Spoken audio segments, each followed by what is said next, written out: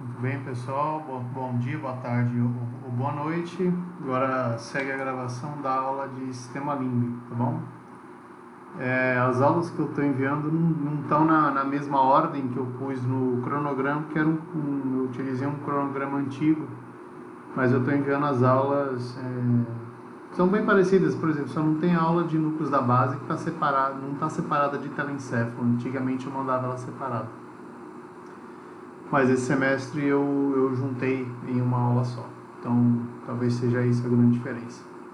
Certo? Então, vamos para a aula de telencéfalo e sistema límbico. Tá bom? Deixa eu ver se está tudo certo aqui. Se está gravando. Quase um minuto. Então, vamos lá. Tudo bem.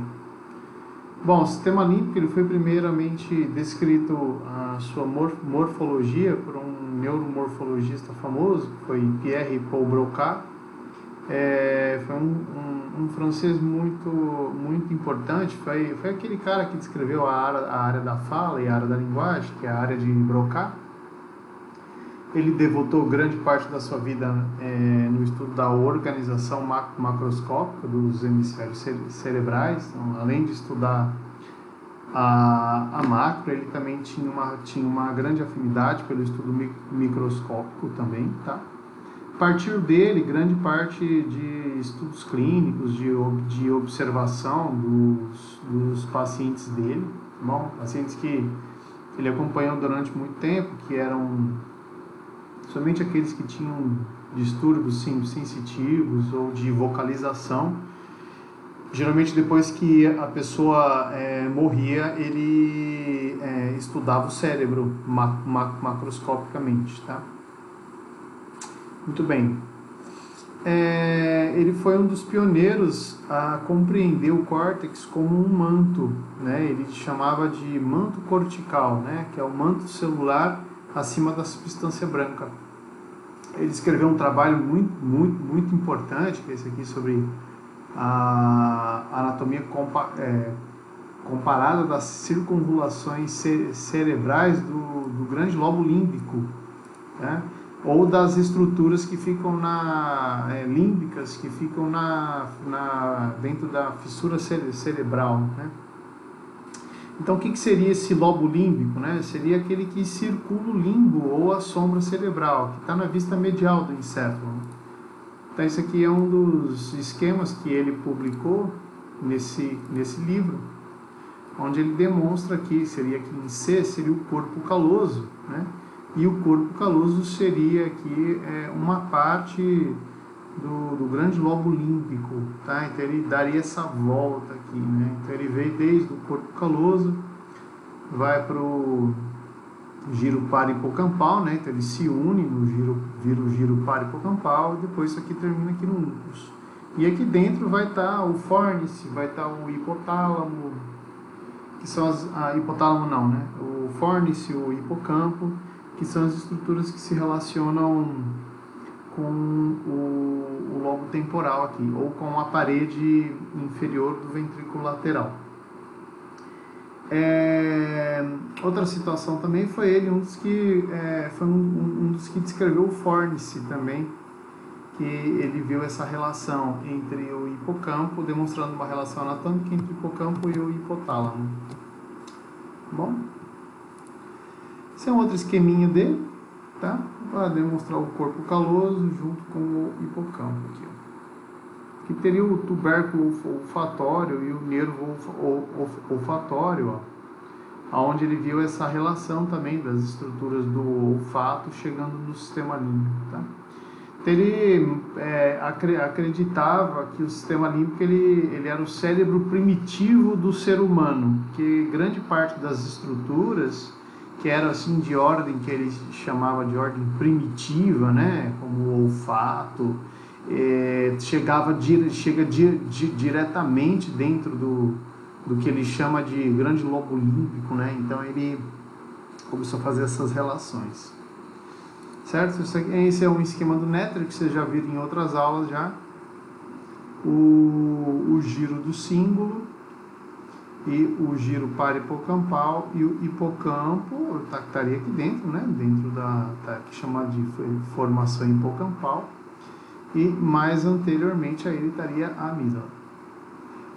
Tá? A amígdala que não foi descoberta depois de muito tempo, não. Já se sabia da amígdala, só não se sabiam as funções dela, tá? A amígdala ainda é até hoje, por alguns autores, considerada como o núcleo da base.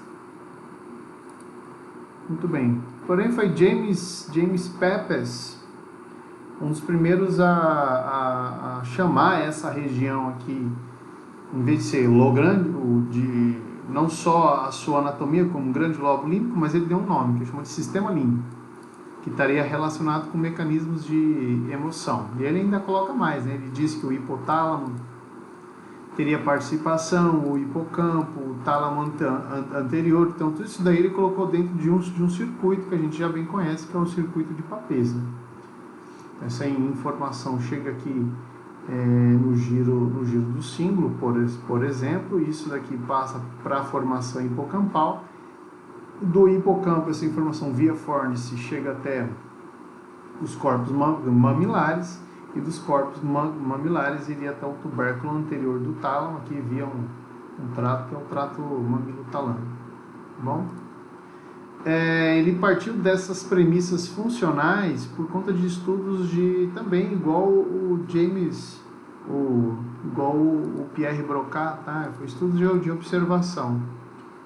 Então ele acompanhava por muito tempo pessoas que tinham perda de memória, sonolência, mudanças na personalidade, pessoas irritáveis, deprimidas. Ele acompanhava até as pessoas morrerem. Quando elas morriam, na autópsia ele ia estudar. Ele acabava percebendo que algumas dessas pessoas que tinham esses sintomas tinham lesões no símbolo.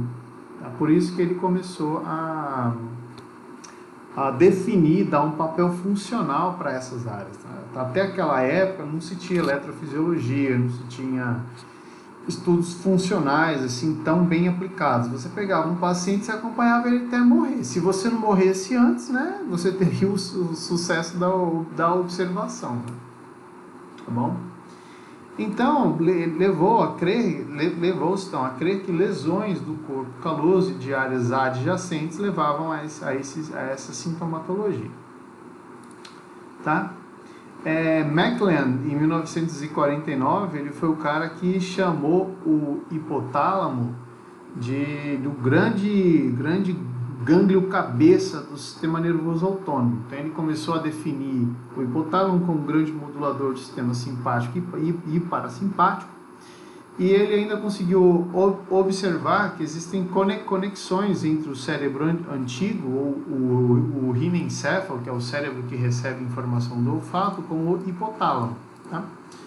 E ele começa a definir o sistema límbico, então, como um cérebro visceral, que é aquele então, que estaria controlando, em suas vias finais, o sistema nervoso autônomo. Então, tudo que é modulado aqui, de emoção, depressão, tristeza, por fim, isso acaba se refletindo no sistema nervoso autônomo. Eles já sabiam o que era luta ou fuga, eles já tinham essa ideia, né? Comportamental do sistema nervoso autônomo, já sabe isso há muitos anos, mas essa definição, já que o hipotálamo ele modula, então muito provavelmente o sistema límbico que é grudado no hipotálamo, eles podem estar trabalhando todos em conjunto, né? Então isso levou a crer que existem conexões entre áreas da emoção com o sistema nervoso autônomo, que as funções intelectuais ficariam com o neocórtex, enquanto que as funções primitivas ficariam com o sistema límbico, já que o sistema límbico ele não é todo formado por neocórtex, ele tem arquicórtex e tem córtex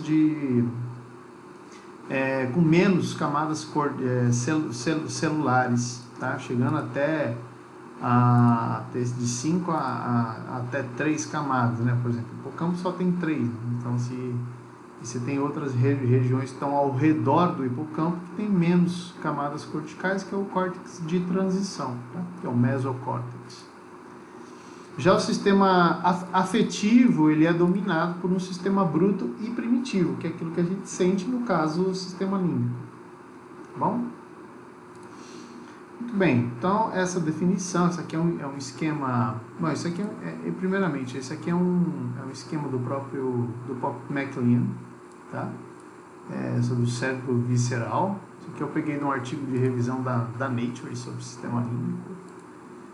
Esse aqui é um esquema do Atlas de Neuroanatomia do Swanson, do sistema nervoso do rato, tá? Então, esse aqui é a representação do neuroeixo do rato. Ele aqui descreve as projeções hipotalâmicas, por exemplo, para o córtex, células do córtex pré-frontal, ou todo o córtex, região cortical, e ainda vai para aqui, no caso, tronco encefálico e medula espinal. Muito bem, então, macroscopicamente, o que vemos? O sistema límbico é um anel cortical contínuo, onde eu tenho o giro do cíngulo, que é esse aqui que está ao redor do corpo caloso. Eu tenho o giro parahipocampal, que é a continuação praticamente do giro do cíngulo, só que dentro do lobo temporal, e o hipocampo, tá? O grande lobo límbico seriam essas estruturas aqui que eu acabei de dizer, tá bom? Como eu já havia comentado com vocês, o James Papez foi um dos que descreveu o circuito de Papez, que envolve o lobo límbico mais os núcleos do hipotálamo e o tálamo. Só que foi Cluver e Busse que começaram a compreender melhor o que acontece quando você tem lesão dos ápices dos lobos temporais, né? Então, eles fizeram estudos em macacos, em que eles pegavam machos, né? Um macho alfa, por exemplo, né? Que é o líder do bando. Então, eles lesionavam o ápice do lobo temporal, aonde tem a amígdala, né? Sabiamente, eles sabiam que tem amígdala e tem hipocampo ali, e fazia lesão. Bom, a lesão era destrutiva mesmo, a ideia era destruir o ápice do lobo temporal. E o que eles verificaram nesses macacos, né? A domesticação, ou seja, os animais outrora líderes, outrora irritadiços, eles passaram a ser domesticados e dóceis, tá? Porém, eles começaram a apresentar perversões de apetite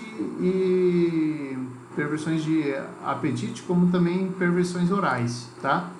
Eles passavam a comer qualquer coisa, inclusive as próprias fezes. E isso é um tipo de comportamento muito estranho entre macacos. Os macacos geralmente não fazem isso. E também os animais passavam a apresentar a agnosia visual. Eles viam algo que eles não reconheciam algo que já era usual antes das lesões. Tá bom? E ainda eles verificaram, a partir de lesões de áreas associativas, que são áreas próximas ali, né? Eles viram que os bichos ficavam com perca do medo. Então, qualquer coisa... O macaco tem muito medo de cobra, tem terrivelmente medo de cobra, né? Então, eles começavam a colocar, assim, eles perto de cobra, e o macaco, em vez de correr, ele ia e queria interagir com a cobra, tá bom? E eles verificaram que muito provavelmente a amígdala estaria provocando esses efeitos aqui, ó, de perda do medo e de hipersexualidade. Como eles perdem o medo, né, eles acabam adquirindo uma hipersexualidade bem grande. Muito bem. Como eu já comentei com vocês, o circuito de Papez ele tem envolvimento com a memória, tá? Enquanto que a amígdala teria um papel central dentro do sistema límbico. Tá? Então aí eu já consigo aumentar, eu já amplio o sistema límbico para outras estruturas. Então eu saio de lá do que era só até hipotálamo, hipocampo, né? No caso aqui, Pierre Papez, Pierre Broca era só o giro do cíngulo, o giro parahipocampal e o hipocampo. Depois de todos esses estudos, eles chegaram à conclusão que também a amígdala participa dentro do sistema límbico. Qual que seria o papel central da amígdala dentro do sistema límbico? É porque ela controla justamente a agressividade e o controle do medo, tá? Além da hipersexualidade. E dá os padrões comportamentais, no caso de macacos, dos macacos se tornarem líderes. Tá?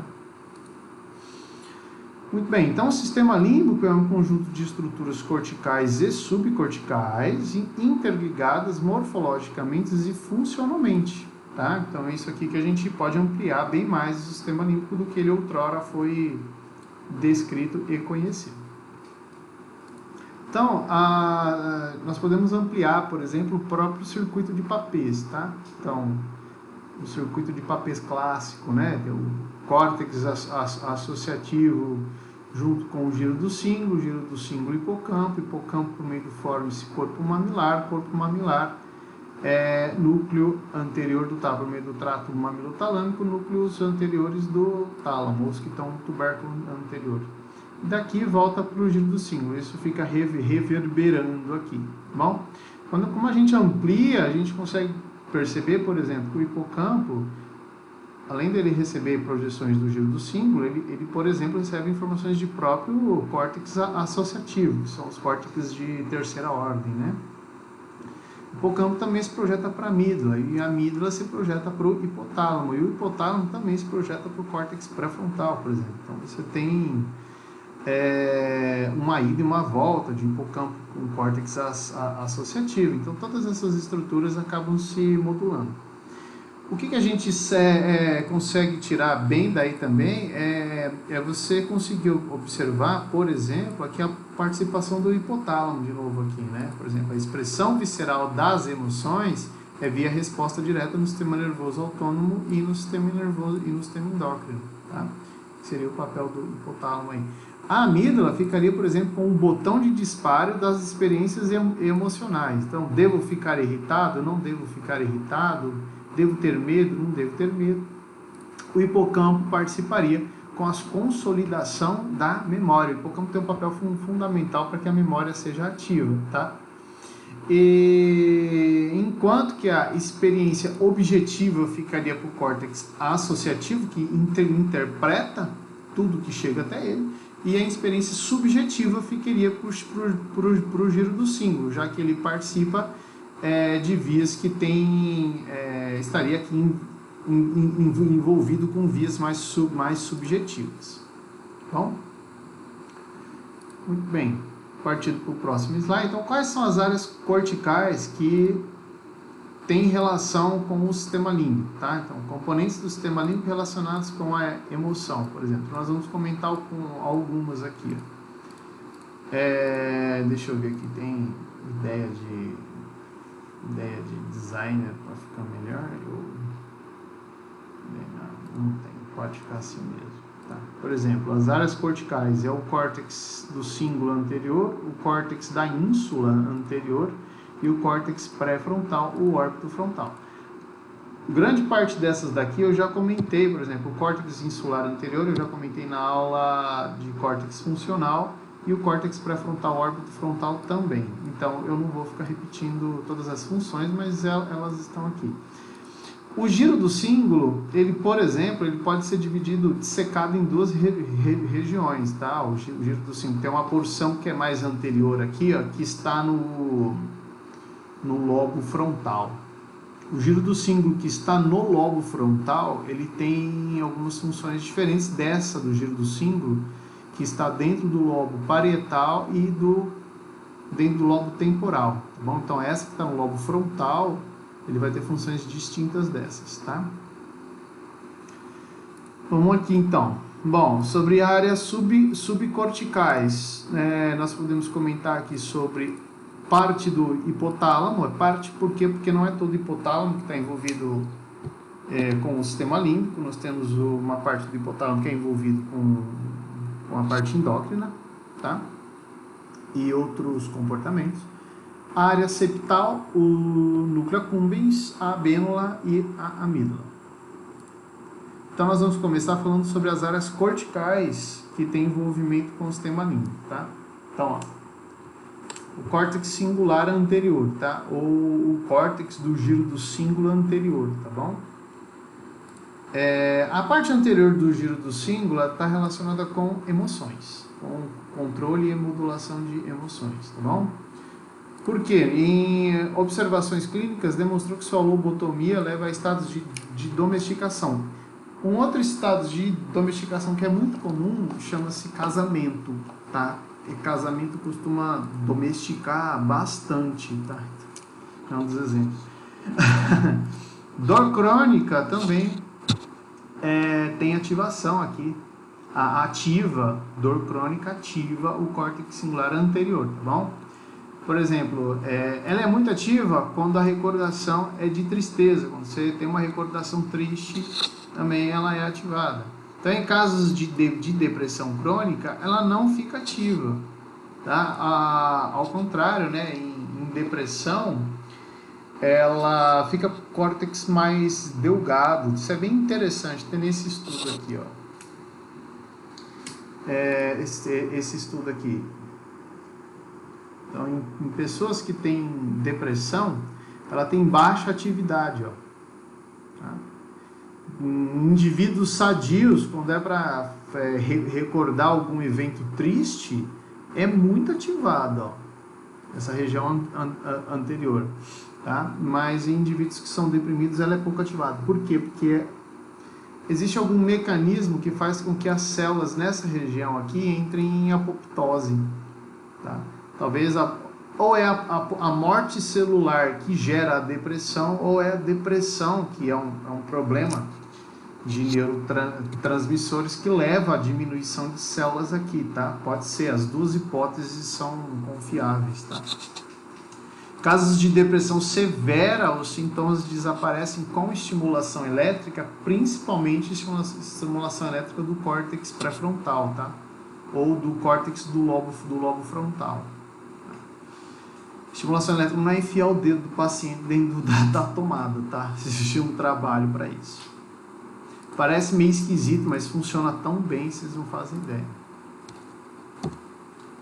O córtex insular anterior ele tem envolvimento com o sistema límbico porque ele é o córtex que participa do reconhecimento da própria fisionomia, está envolvido com sensação de nojo, reconhecimento de emoções e empatia. Além do córtex pré-frontal, órbito frontal, que eu já comentei dele, tá?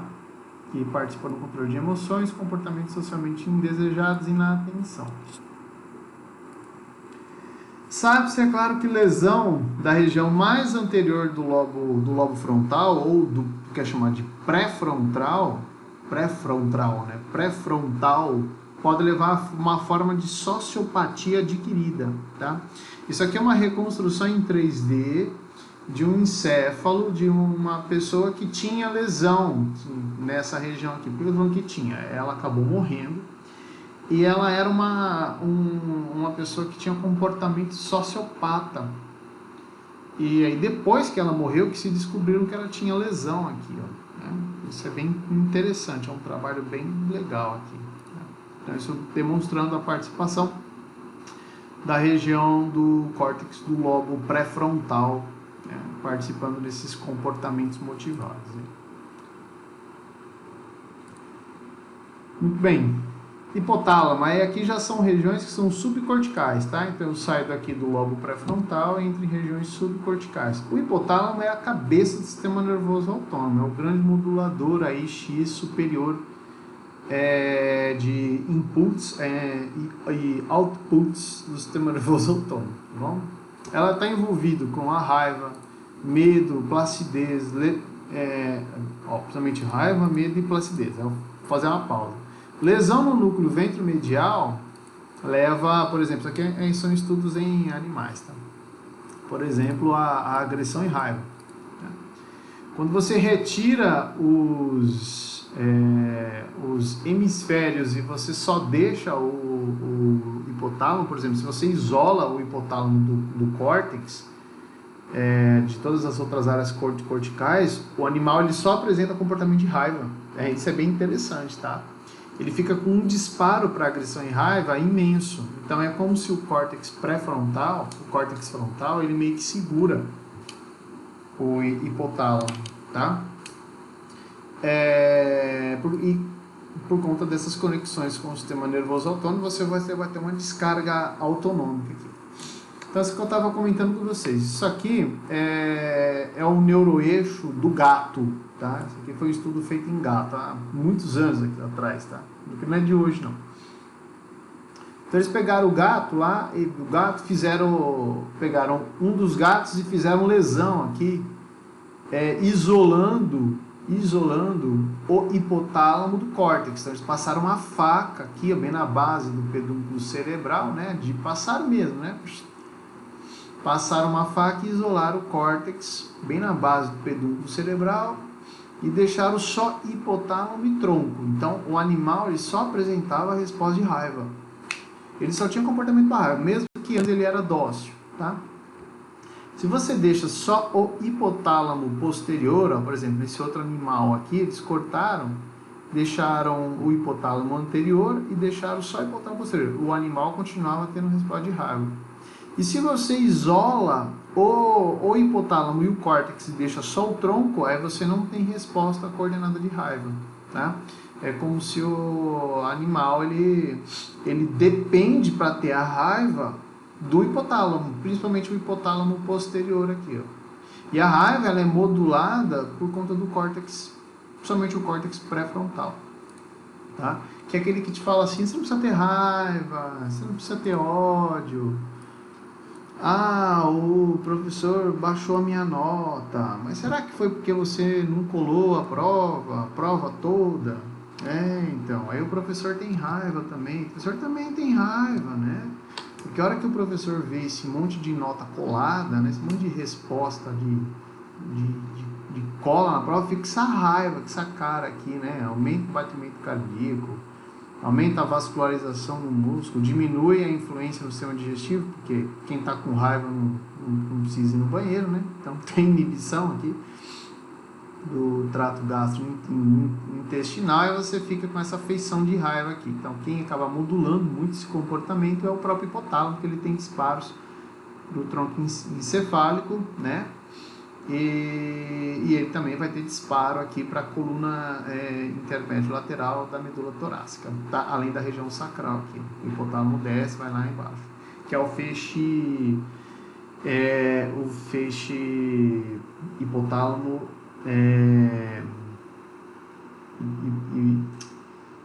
hipotálamo medular, tá? Perdão, feixe hipotálamo espinal. Oh, meu Deus, ó. É o feixe hipotálamo espinal, tá? Então, quando o professor vê esse monte de nota de cola, ele fica com raiva. Mas depois passa, né? Porque não vale a pena ficar com raiva. Eu sei que tem meia dúzia aí que se importa. Muito bem.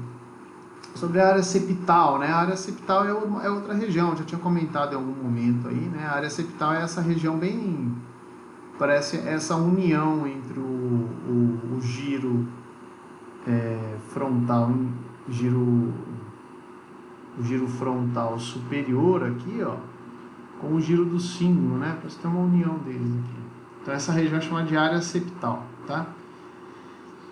Ela tem projeções complexas com a amígdala, com o hipocampo, com o tálamo, giro do símbolo, hipotálamo, formação reticular, tá? Tudo isso por meio de um grande feixe, que é chamado de feixe prosencefálico medial, que é que atravessa o hipotálamo, que é a rota com que o córtex se projeta por o hipotálamo, é atravessando o que a gente chama de hipotálamo lateral, tá? Certo? A área septal também é outra área aí, subcortical envolvida com o sistema límbico, tá? Então ela tem fibras dopaminérgicas da área tegmental ventral.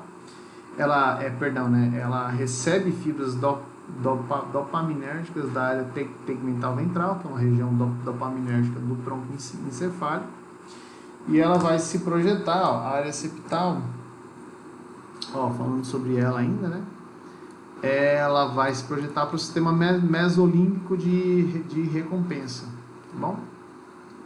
E lesões na área septal levam a um tipo de sintomatologia que é chamada de raiva septal, tá? Ela vai ter influência no sistema nervoso autônomo e a pessoa fica com prazer e euforia em abundância, assim, tá? Então, se você ela participa das vias de prazer e euforia. Se você lesiona, você fica deprimida. Mas não é ela que causa a depressão. A depressão é muito mais complexa. Mas é sentir o prazer e a euforia do indivíduo. Muito bem, o núcleo accumbens é um núcleo que vai fazer parte do corpo estriado ventral, né? Então, o corpo estriado é essa junção aqui do núcleo caudado, da cabeça do núcleo caudado com o putame. Então você tem uma união entre eles aqui que a gente chama de estriado. O estriado ele tem duas porções, o estriado dorsal e o estriado ventral. O estriado ventral é o que tem relação com o sistema límbico. Então, isso aqui a gente chama de núcleo accumbens. Núcleo accumbens é esse núcleo que tem nome de drogas, né? Não parece nome de drogas? Assim, vamos fumar um accumbens, né? Vamos dar uma cheirada, 100 graminhas de um accumbens para dar uma cheirada aqui, não? Para mim é muito nome de drogas isso, né? Então ele recebe aferências dopaminérgicas da substância negra, a área tegmental ventral, e vai ter projeções diferentes para a parte órbito frontal da área pré-frontal. Então ele está envolvido com o sistema mesolímbico de recompensa. Esse aqui é o grande mesolímbico de recompensa mesmo, tá? Tem um estudo muito antigo de ratos com eletrodo colocado no núcleo accumbens, e os ratos eles acabaram descobrindo que dentro da caixinha deles tem uma alavanca, né? E quando eles batiam na alavanca, aquilo dava um estímulo no núcleo accumbens, e eles se sentiam com muito prazer, recompensados, tá? Os ratos deixavam de comer, deixavam de beber, deixavam de procriar, deixavam de fazer qualquer coisa para ter o núcleo accumbens sempre ativado, tá? Tanto que os ratos morriam. Depois, no final do experimento, os ratos eles morriam de fome, de sede, porque eles só queriam ficar ali se auto-excitando ali, tá? Muito loucos no núcleo accumbens. A abênula é outra região também que tem envolvimento com o sistema límbico, né? Então ela é uma região do epitálamo, né? Que a gente já comentou lá no diencéfalo, é onde está o trígono das abênulas, né? Então aqui está esse é um corte transversal do encéfalo de macaco rhesus. E aqui está a abênula. A abênula tem o núcleo dividido em dois, né? O núcleo abenular medial e o núcleo abenular lateral. O lateral ele vai ter eferências, por exemplo, para o núcleo interpeduncular, que é da formação reticular, tá? Do tronco cefálico. E vai ter muita influência sobre a formação reticular e sobre neurônios dopaminérgicos e neurônios serotoninérgicos, tá? Então, os dopaminérgicos e serotoninérgicos vão se dispersar para a grande área do córtex, tá bom? Já as aferências são que os núcleos septais, né, eles se projetam, por exemplo, para a abênula. Os núcleos septais, como a gente já comentou aqui, que são esses núcleos da área septal, né, que são áreas mais subcorticais. Hein? Muito bem, então a área septal, ela se projeta para a abênula, tá? E da abênula você tem a projeção ali para o núcleo interpeduncular da formação reticular. Desse núcleo interpeduncular vai acabar modulando na via final a formação reticular. Então tem uma modulação aí da abênula sobre a formação reticular, que vai acabar modulando as projeções dopaminérgicas e serotoninérgicas, e isso no final, isso tem uma regulação sobre o sistema mesolímbico de recompensa. Acaba que ele vai possuir uma ação sobre a recompensa, ele participa sempre nas vias de você manter a recompensa sempre ativa. Tá? Existe um outro trabalho também que mostra que eles são, além de serem envolvidos com a recompensa, eles também são envolvidos com a não recompensa, tá? Quando você tem, como que é o nome? Quando você não tem a recompensa, é quando você aprende com o erro, isso é.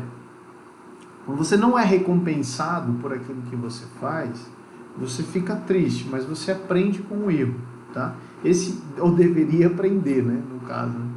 Esse aprender com o erro, esse aprendizado, essa tristeza, mas essa volta da ativação do córtex, isso são as abênulas que acabam participando, tá? Isso é muito interessante, esses mecanismos. Então ela participa da fisiopatologia da depressão, né? Então, como assim, professor? Acaba dando depressão? Sim, porque você imagina,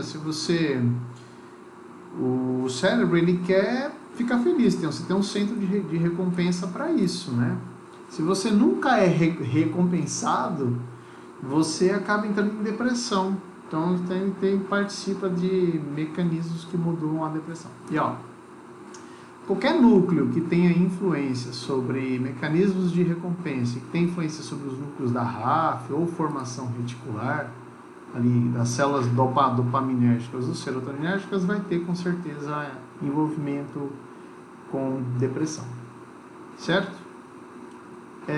Isso aqui é só para mostrar para vocês algumas das funções da abênula. Tá? Mas acho que eu vou tirar esse slide, não tem necessidade. A amígdala é um grande núcleo subcortical, tá? É um complexo nuclear, mais ou menos 12 núcleos, tá bom? Ela é dividida basicamente em 3 regiões, em 3 grandes núcleos, né? Então, a amígdala ela fica bem aqui dentro do ápice do lobo temporal, tá?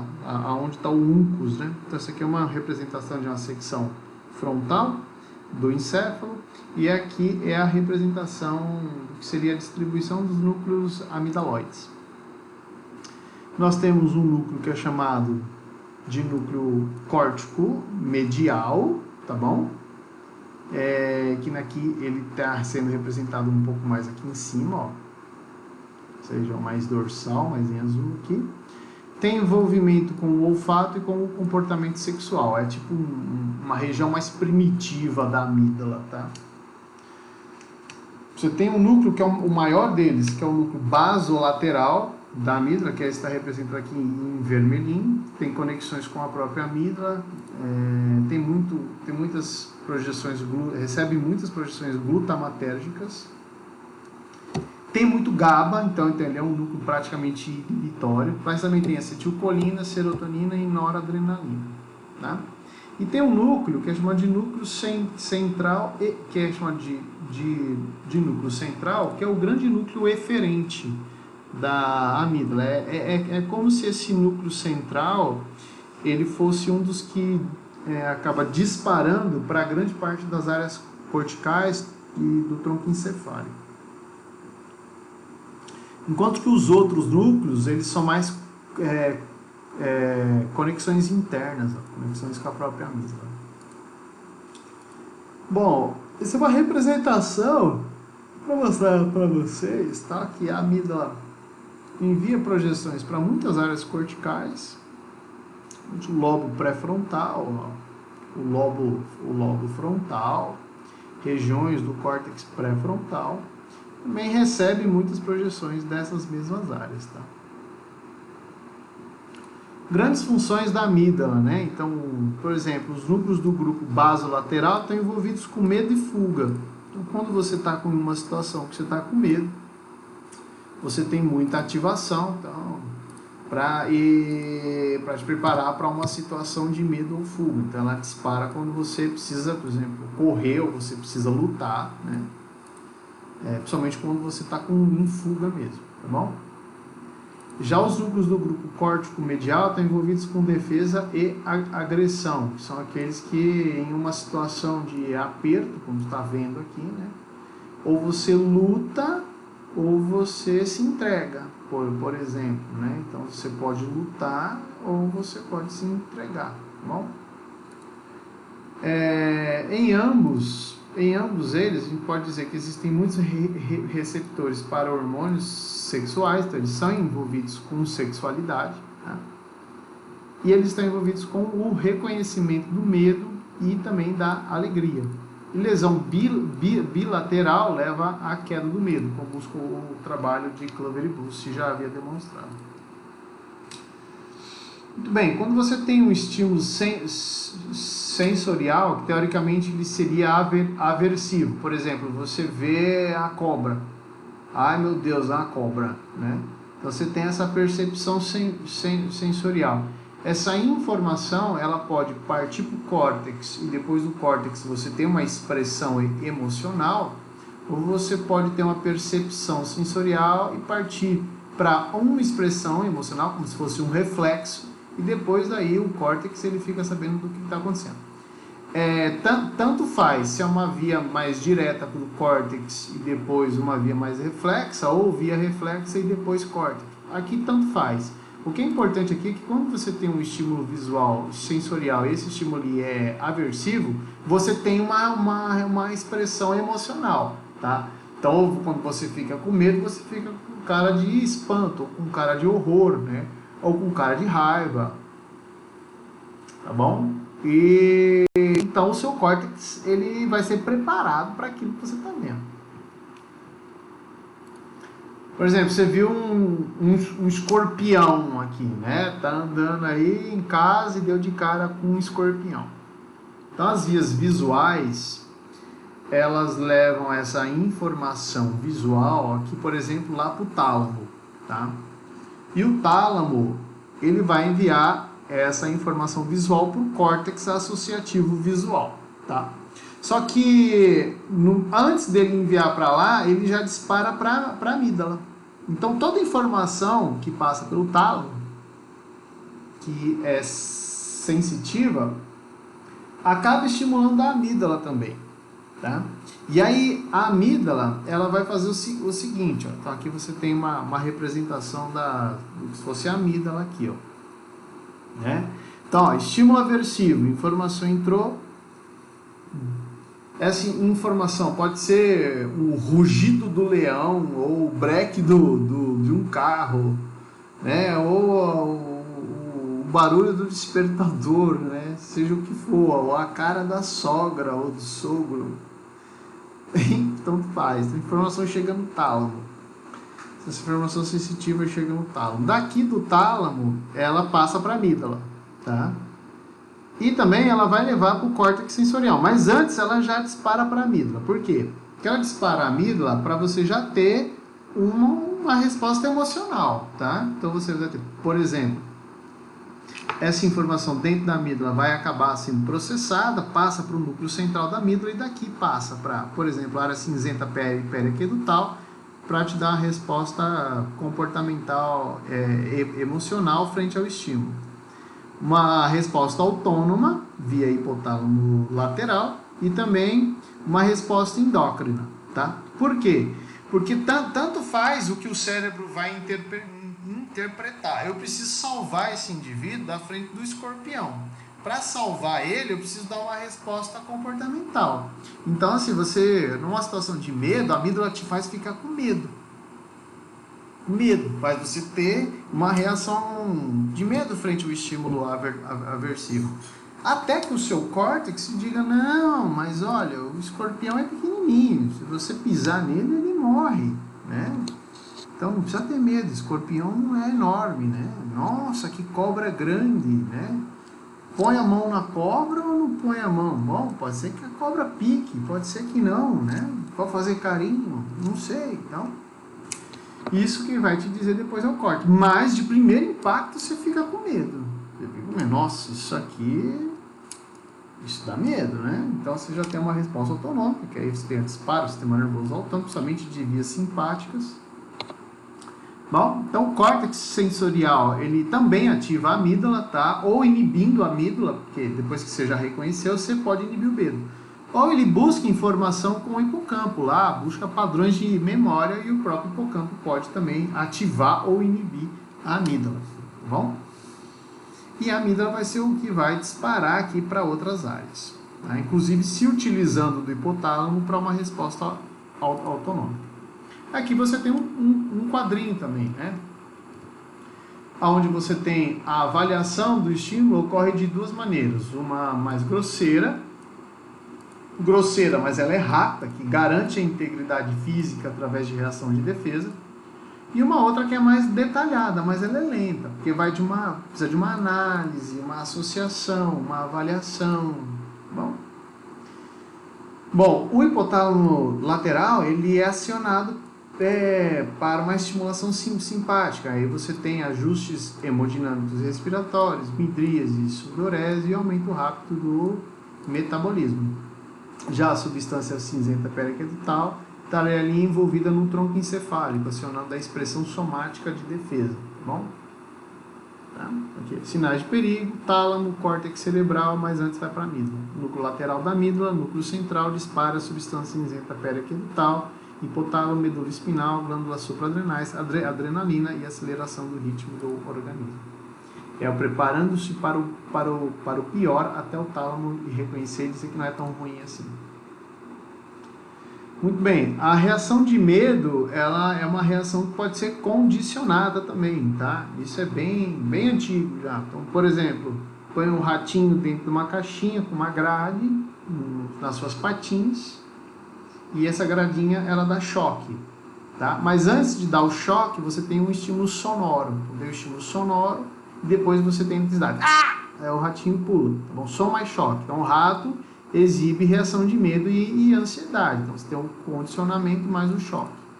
Quando você, na outra vez que você põe o rato na caixa e dispara o som, o mesmo som que você deu anteriormente, ele já se prepara, ó.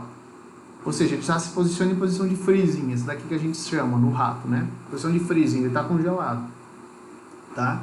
Se você não der o choque, ele ainda vai manter essa posição por um tempo que ele está aguardando. Então ele já está com reação de ansiedade e medo ali, tá? Bom, isso é só um outro esqueminha, só dando um pouco mais de detalhes aqui na amígdala e suas projeções. Tá? O sistema de recompensa nada mais é do que as áreas de recompensa encefálica, então sua autoestimulação leva a prazer. É muito semelhante à satisfação da fome, sede e sexo, né? Que são situações que levam a prazer. O sistema dopaminérgico mesolímbico é um dos mais envolvidos, e quando você tem, por exemplo, drogas de abuso como heroína e crack, isso é bem coisa anos 80 e 90, né? Heroína e crack, né? Leva à estimulação da via dopaminérgica mesolímbica, né? Então você tem a área pré-frontal, a área tegmental ventral, os núcleos septais e o núcleo accumbens, né? Então todas essas áreas aqui são o sistema, a gente chama de sistema de recompensa. Grande parte dessas drogas de abuso, elas acabam interagindo com algumas dessas regiões, ó. Por exemplo, anfetamina, cocaína, opioides, THC, fenciclina, ketamina, tem muita ativação no núcleo accumbens, ó. E o núcleo accumbens, ele tem projeção aqui, por exemplo, a fibras descendentes, chegam até aqui o tronco encefálico, a área tegmental ventral, e você tem uma reverberação desse sistema. Então, ele fica se autoestimulando, e essa estimulação dá muito prazer, por isso que essas drogas aqui ativam muito o núcleo accumbens. Bom? Agora, opioides, etanol, barbitúricos, benzodiazepínicos, nicotina, acaba ativando muito a área tegmental ventral, que é uma via dopaminérgica muito importante para a área de recompensa. Então isso chega para o núcleo accumbens e isso vai, tá? Por isso que droga de abuso, ela se torna de abuso por causa do sistema de recompensa, que é muito ativado, tá? Ele fica sempre ativando, você quer sempre mais, quer sempre mais, quer sempre mais, quer sempre mais, quer sempre mais. Certo? Muito bem, então eu encerro a aula aqui.